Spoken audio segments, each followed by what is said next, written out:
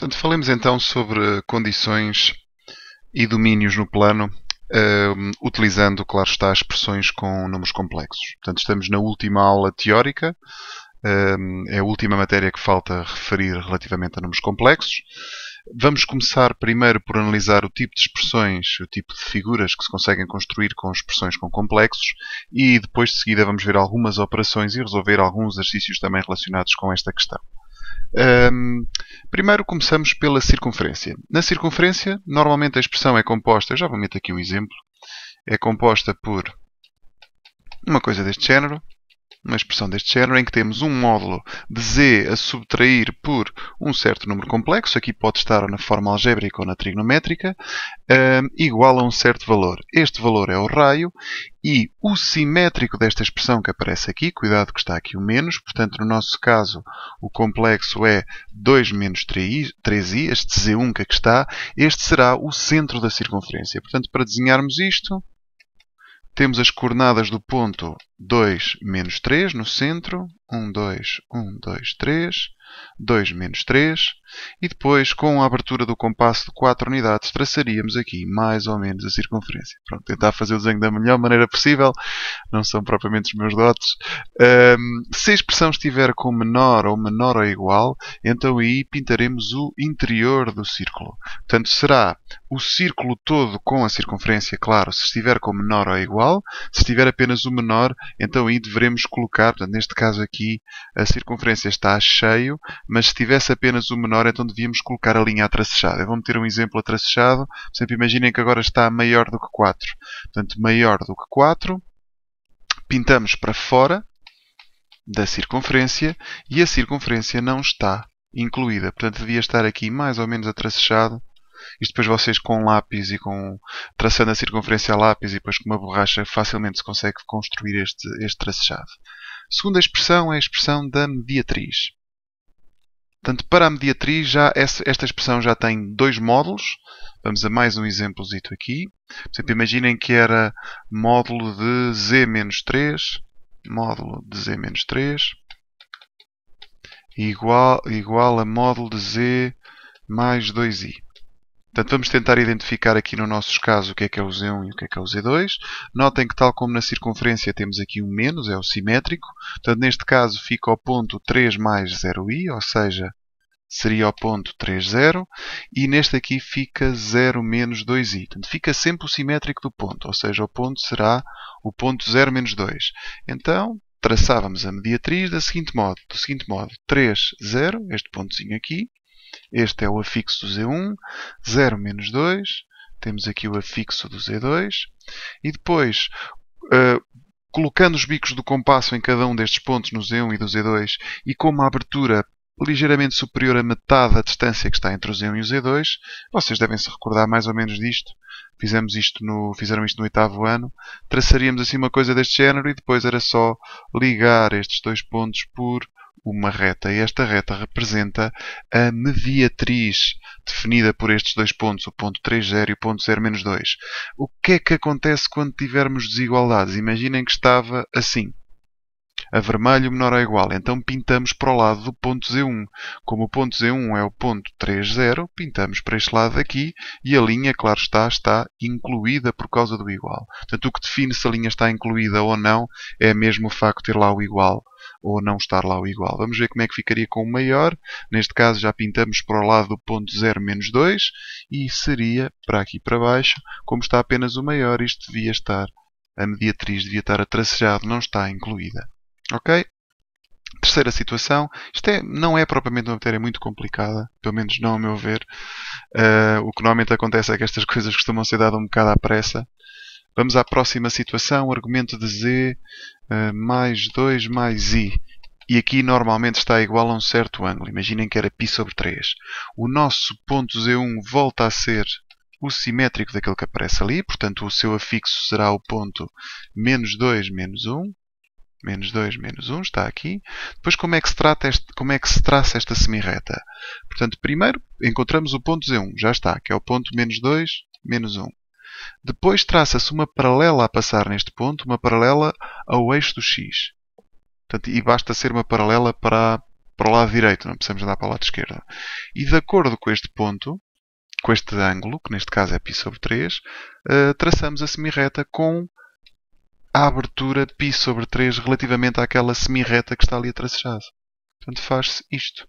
Portanto, se isto for aproximadamente 60 graus, este será o nosso argumento z mais 2 mais i igual àquele ângulo. Portanto, o que temos que fazer sempre é traçar uma paralela ao eixo do x a passar naquele ponto e depois é só marcar o tal ângulo, que neste caso era de 60 graus.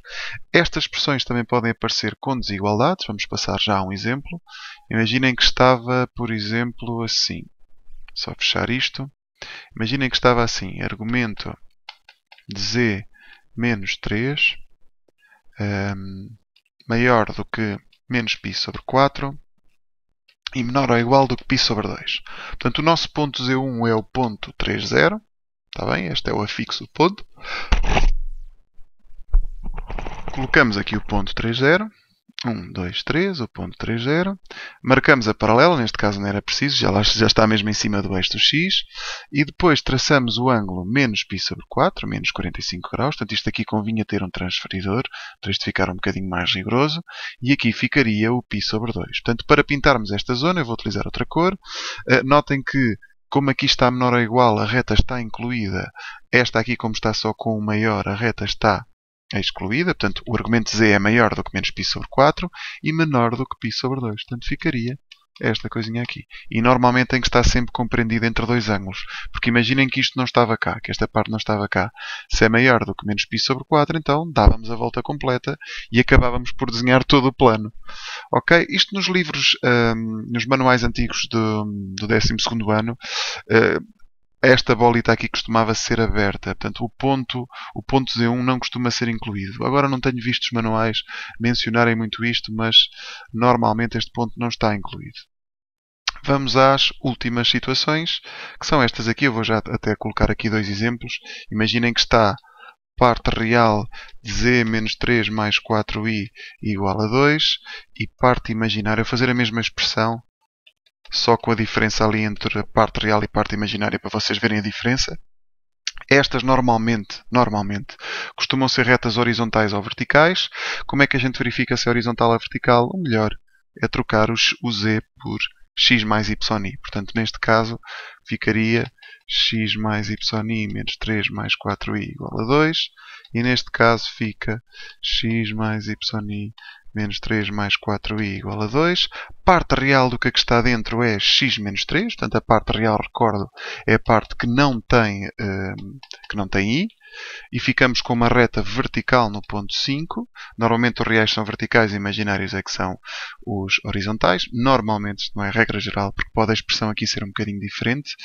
Este aqui, a parte imaginária, é o y e é o quarto. Atenção que isto não é propriamente a parte imaginária, é só os coeficientes da parte imaginária, são só as constantes que estão associadas ao i.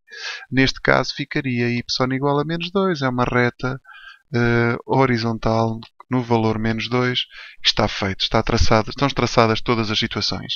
O que eu digo aqui como observação extra é que sempre que a expressão não fizer parte da lista atrás descrita, então consideramos o z igual a x mais y, e eu tenho já aqui um exemplo do exame da primeira fase de 2008, a 8ª pergunta de escolha múltipla. Eles pedem para desenhar isto. Ora, isto não aparenta ser uma circunferência porque não tem um módulo de um lado e um valor do outro. Não parece ser uma mediatriz porque não tem um módulo de um lado e um módulo do outro. Também não tem argumentos, não tem partes reais, não tem partes imaginárias. Portanto, vamos fazer, como eu digo ali, vamos considerar o z como sendo x mais y, sendo assim o conjugado é x menos y. Os y's cortam. Recordo que o conjugado troca a parte imaginária de sinal. Ficamos com 2x igual a 2, ou seja, x igual a 1. Portanto, isto até podia ser parte real de z igual a 1, não é? Porque a parte real do z é apenas o x. Mas cá está, a resposta certa seria aqui a linha B, não era A porque a reta é horizontal, e depois a C e a D. A C dá um aspecto de uma mediatriz e a D dá aspecto não, é mesmo uma circunferência. Próximo, vamos ver algumas operações que se podem fazer com este tipo de condições. Elas não costumam vir isoladas, muitas vezes vêm com esta expressão aqui. Se aparecer uma expressão com i, quer dizer que temos que desenhar as duas regiões e depois intersetar os dois conjuntos. Aqui o meu conselho é utilizar cores diferentes para conseguirem definir com mais clareza a interseção. A reunião conta tudo, está bem? Esta expressão aqui com o ou, esta disjunção, fazemos a reunião dos conjuntos. Depois a negação. A negação é simples. Se quisermos negar uma expressão, por exemplo, com maior ou igual, ela fica menor. E, finalmente, as leis de De Morgan são também aplicáveis em condições. Por exemplo, quero negar módulo de z ser maior do que 3 e z menos 3i menor ou igual do que z mais 4. Portanto, negar a primeira expressão é ficar com menor ou igual do que 3, negar uma interseção ela fica reunião e depois negar o menor ou igual fica maior. Tá bem? O contrário do menor ou igual é apenas o maior. Não coloquem o igual também. Já vi algumas pessoas, por distração, colocarem o igual, porque é mesmo o contrário do maior. Então, o contrário do maior é o menor, incluindo o igual também. Que tipos de exercício é que normalmente aparecem com este tipo de condições? Aquilo que eu vejo mais comum, não quer dizer que sejam os únicos exercícios que aparecem, ou tem um desenho, por exemplo, em perguntas de escolha múltipla, ou tem um desenho e depois pedem a condição, metem 4 condições, por exemplo, em escolha múltipla, e perguntam qual é a condição adequada, ou então, também já vi esse tipo de perguntas, dão uma condição e 4 desenhos, ou então dão uma condição e pedem para fazer o desenho. Como é que estas condições são tratadas? Normalmente, a figura pode-se dividir em blocos diferentes. Por exemplo, esta figura que eu tenho aqui desenhada tem claramente dois blocos. Tem aqui o bloco, vamos chamar este o bloco 1, que é composto por este triângulo, parece que tem aqui 3 paredes, e aqui embaixo temos o outro bloco, o bloco 2. Então o que é que normalmente se faz nestas situações? Vemos todas as paredes de um bloco e separamos-las por is. Um bloco eu considero um conjunto convexo, um conjunto em que conseguimos chegar de um ponto até o outro, passando sempre por pontos desse mesmo bloco. Portanto, isto para mim, por exemplo, uma coisa deste género, já não será bem um bloco, mas pode-se partir em dois blocos convexos, sendo o bloco 1 e este o bloco 2. Também, mas não é muito comum, de qualquer das formas, tenham em conta que há situações em que temos mesmo que partir uma figura em blocos para conseguirmos definir as condições que lhe estão associadas. Isto é muito parecido com o que se fazia no 10º ano. Só que agora estamos a utilizar complexos. No 10º ano também se falou em circunferências, também se falou em mediatrizes, falou-se em tudo isso. Só que agora, que lá está, com o extra de estarmos a falar em complexo. Bom, tentando não me perder muito, voltando àquela figura de há pouco. Portanto, eu tenho aqui dois blocos. Vou, por exemplo, começar aqui pelo bloco 1. Ele tem esta parede e esta parede. Normalmente, para cada parede há a sua condição. Por exemplo, esta aqui podia ser parte real de z menor ou igual do que 0. Porquê? Porque é x menor ou igual do que 0. Esta aqui podia ser y maior ou igual do que 0. Ou, de outra forma, parte imaginária do z maior ou igual do que 0. Recordo que a parte imaginária é a parte, são neste caso os coeficientes que estão associados ao i. Se nós considerarmos o z x mais y i, dá y maior ou igual do que 0. Esta aqui vou fazer com a mediatriz, definida pelos pontos menos 2, 2 e aqui pelo ponto 0, 0. Ou seja, esta mediatriz ficará, agora já vou meter tudo. Portanto, fico com parte real de z menor ou igual do que 0, segunda parede, parte imaginária de z maior ou igual do que 0 e, finalmente, a última parede, que fica a mediatriz com o ponto 0, 0 e com o ponto menos 2, 2. Se é o menos 2, 2, o complexo é menos 2 mais 2i, mas aqui temos que trocar de sinal. Recordem isso, está bem? Fica mais 2 menos 2i. Como estou a pintar para o lado do 0, 0, eu meto a setita a apontar para o 0, 0. Portanto, aqui era o ponto 0, 0, daqui é o ponto menos 2, 2. Ok? Resolvidas todas as paredes de um bloco, fechamos os parênteses e passamos ao segundo bloco separado por uma reunião. Porque eu estou, no fundo, a reunir este bloco com o segundo. Eu, para o segundo bloco, vou tentar fazer estas duas paredes de uma vez só. Vou utilizar o argumento. Neste caso está centrado também no ponto 0, 0 e é maior ou igual do que menos π sobre 2 e menor ou igual do que 0.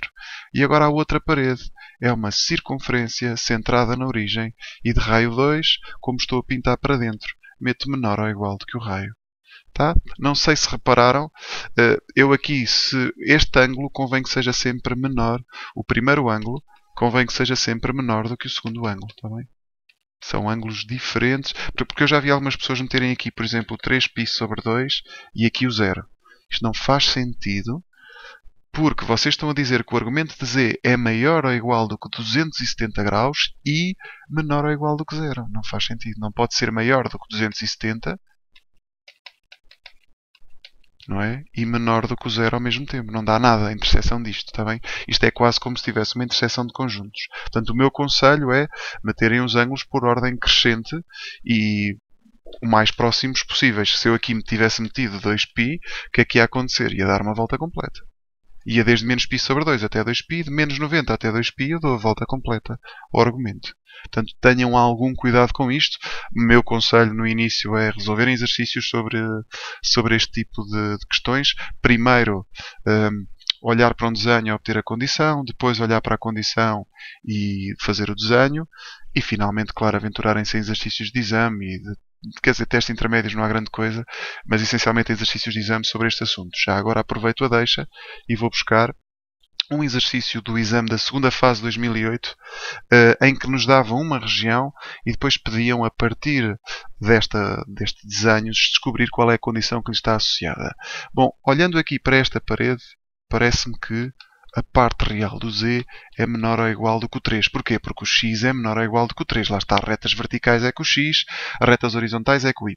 Portanto, ficamos ou com a linha A ou com a linha B e eliminamos já a C e a D. Finalmente, o argumento está centrado também no ponto 0, 0, eles estão os dois, e vai desde este ângulo aqui de baixo, que é menos 45 graus, até ao ângulo 0. Por isso é que a linha A e a linha B elimina-se. Está bem? Só para terem um exemplo de uma pergunta que envolva este tipo de condições. Portanto, acho que em termos do resumo tudo está mencionado já. Já demos absolutamente toda a matéria teórica do 12º ano. Para a semana pretendo pelo menos resolver um ou dois exames do 12º, provavelmente os do ano passado. Tá? Agora é a altura de vocês porem as mãos à obra, não é? E resolverem exercícios sobre este tipo de condições e, por que não, começarem também já a resolver exames. Muito boa sorte para o vosso estudo e até uma próxima aula.